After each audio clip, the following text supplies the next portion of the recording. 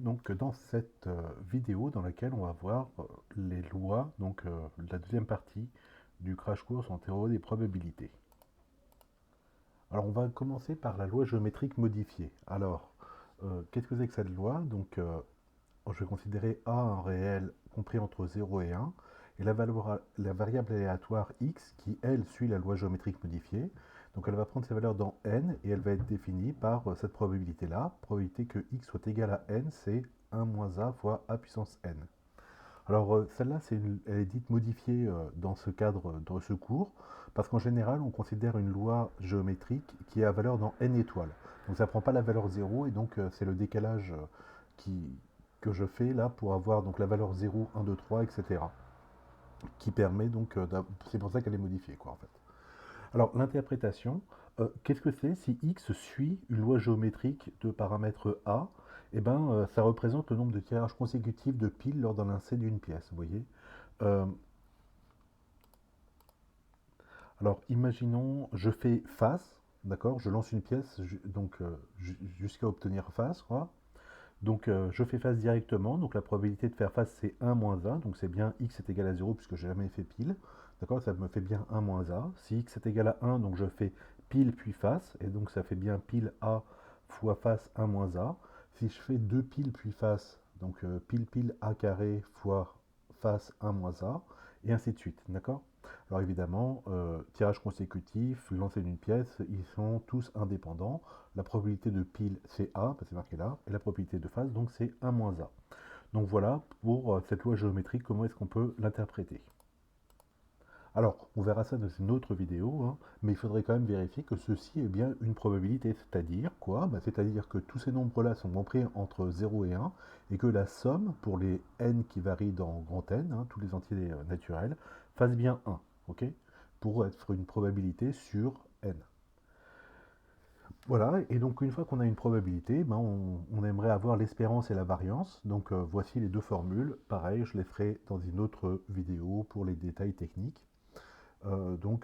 L'espérance c'est a sur 1 moins a et la variance c'est a sur 1 moins a carré avec des techniques que vous verrez à ce moment-là. Alors cette loi géométrique, eh ben, elle va être intéressante pour nous parce qu'elle a la propriété d'être sans mémoire, c'est-à-dire que la probabilité que x soit plus grand que n plus n0, sachant qu'il est déjà plus grand que n0, c'est égal à la probabilité que x soit plus petit que n. Okay, donc vous voyez que ça ne dépend pas ici du n0, de la connaissance de n0. On peut dire, on la translate au début.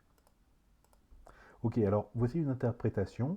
Euh, c'est pas, donc imaginons, je, euh, j'ai tiré 50 fois pile, d'accord? Quelle est la probabilité de tirer pile, sachant que je viens de tirer 50 fois pile? Eh bien, c'est un demi, d'accord? Parce que la pièce, elle se dit pas, ça fait 50 fois que je fais pile, il va bien falloir une fois que je fasse face, alors je vais me dépêcher, hein, je vais y aller plus franco. Non, elle a toujours une chance sur deux, ok? Donc la probabilité alors je sais pas, de faire 51 piles, d'accord? Sachant que j'en ai déjà fait 50, ben, c'est la même que de faire une fois pile, en fait. Par exemple, hein, pour interpréter ça, d'accord? Donc voilà, pour l'interprétation. Et alors, on peut démontrer, on le fera aussi dans une autre vidéo, que la loi géométrique, c'est la seule variable aléatoire discrète qui possède cette propriété donc d'être sans mémoire. Donc, cette probabilité-là, exactement celle-ci, hein.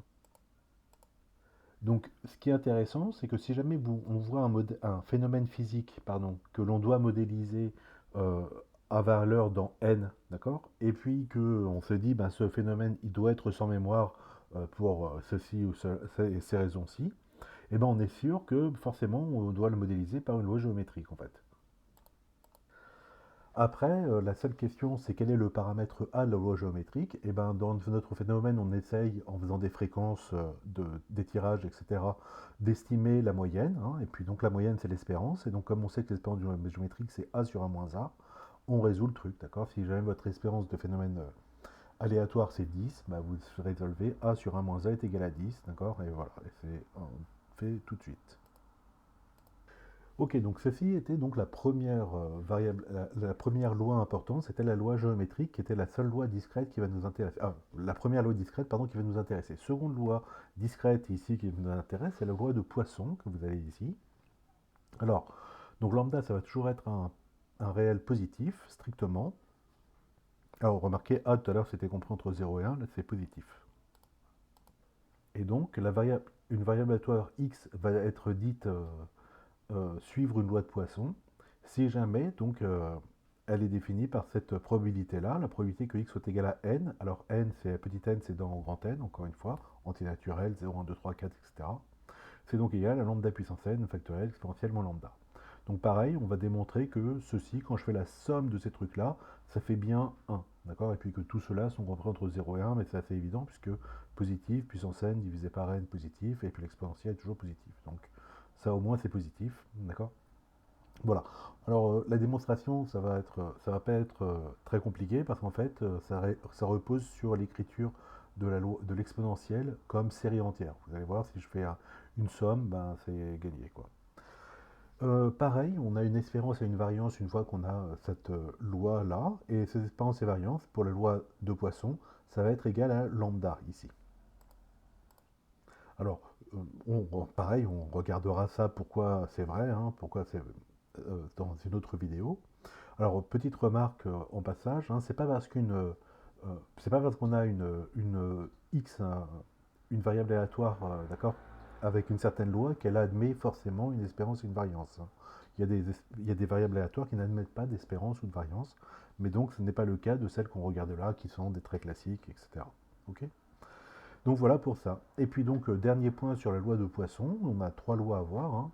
Le dernier point, c'est que si jamais je fais la somme de deux lois de Poisson indépendantes, et ben ça me donne encore une loi de Poisson, et deux paramètres, ben la somme des deux paramètres. Donc ça, on le verra dans un exercice. Donc pareil, c'est une propriété assez remarquable des lois de Poisson. Si jamais je prends d'autres types de lois, quand je fais la somme, ça ne me donne pas a priori une variable aléatoire qui a le même type de loi que ces deux-là, d'accord, avec un paramètre différent, quoi. Ça, c'est une propriété très spécifique à la loi de Poisson. Et donc, dernière loi importante, c'est la loi exponentielle. Donc, alors, cette fois-ci, c'est une loi continue. Donc, ça prend bah, pour toutes les valeurs de t. Et donc, vous savez, hein, la probabilité entre 0 et x et grand A, enfin, de, de cette variable aléatoire-là, ça va être l'intégrale entre 0 et grand A de cette densité de probabilité, d'accord. Et la densité de proba, donc c'est 0 sur le négatif, sur R-, et sur R+, c'est lambda exponentielle moins lambda t. Donc on verra, quand on fait l'intégrale de cette fonction-là entre 0 et plus infini, ça fait bien 1, d'accord. Et donc on trouvera que c'est bien une densité de probabilité. Bon, c'est plus compliqué, les densités de proba. Alors justement, comme c'est compliqué, en fait, on a aussi la fonction de répartition. Donc je vous rappelle que c'est la probabilité que, alors ici la variable s'appelle t, donc que t soit inférieur ou égal à t, hein, qui est égal à, et donc voilà, la probabilité c'est 1 moins exponentielle moins lambda t. Alors pourquoi on utilise la fonction de répartition? Ben, parce que justement, enfin, après, ça, cette fonction-là, elle a déjà en elle l'intégrale de 0 à petit t. Ok, 0, hein, parce que sur R-, ça vaut 0, hein, d'accord. Donc je sais que sur R-, elle vaut toujours 0 et je regarde que le R+, en fait. Donc ce que je voulais dire, c'est que là, il faut que je fasse un calcul, que je fasse l'intégrale de ceci, alors que là, c'est déjà fait. C'est donc la probabilité que le grand T soit inférieur ou égal à petit t. Et puis quand j'ai cette fonction de répartition, en fait, ça me permet de passer de l'un à l'autre. C'est-à-dire que si jamais je reconnais ici, euh, donc j'ai une variable aléatoire, je ne sais pas de quoi, mais je sais que sa fonction de répartition, elle a cette tête-là, je peux en déduire tout de suite que, en fait, c'est une variable aléatoire qui suit une loi exponentielle de paramètres lambda. D'accord. Donc ça la caractérise exactement. Alors on prend la fonction de répartition inférieure ou égale à petit t, mais en fait, on peut aussi regarder le supérieur ou égal à petit t, donc c'est-à-dire le exponentiel moins lambda t. Ça dépend de ce qui est le plus facile à calculer. Donc celle-là, elle s'appelle la fonction de répartition.